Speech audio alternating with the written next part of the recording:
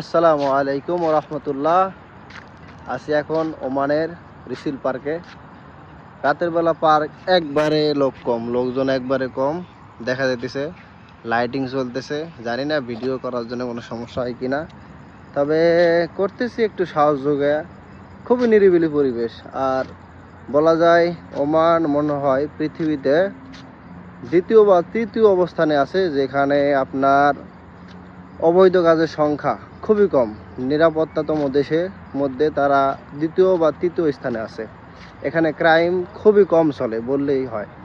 Crime করা মানুষ সাহসই পায় না, কারণ এমন পরিমাণে জরিমানা করে, মনে করেন যে আপনার 2-3 বছরে কামাই চলে যাবো জরিমানা দিতে দিতে।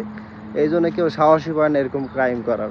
এই যে পার্ক দেখতেছেন, এখানে যে কোনো মানুষ নির্ভয়ে চলাফেরা করে, কোনো ছিনতাইয়ের কোনো ভয় নাই, কোনো চুরি ডাকাতের কোনো ভয় নাই, কোনো কিছুর ভয় নাই। এখানে একদম নিরাপদভাবে মানুষ চলতে পারে রাতের বেলা। এখানে মেয়ে মানুষ বলেন, বৃদ্ধ বলেন, যে কোনো মানুষ চলবে, না কোনো ইফটিজিং আছে, না কোনো বেয়াদবি আছে, কোনো কিছু নাই।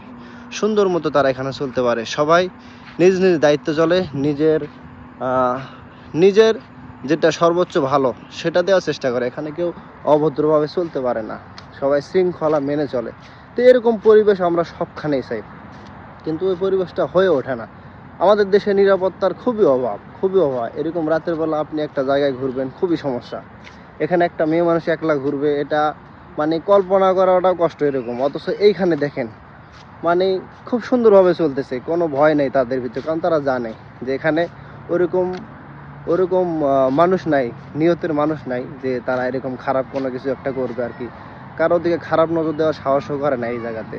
তো এই জন্য ভাই, মানুষ যখন শৃঙ্খলার ভিতর আসে না, সব কিছু সুন্দর হয়ে যায়। পরিবেশ সুন্দর হবে, মানুষ সুন্দর হবে তখনই, যখন সবাই শৃঙ্খলার ভিতরে আসবে।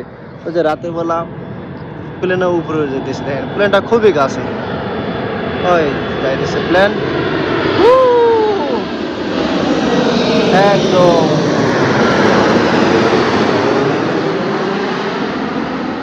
সামনেই মাস্কাট এয়ারপোর্ট।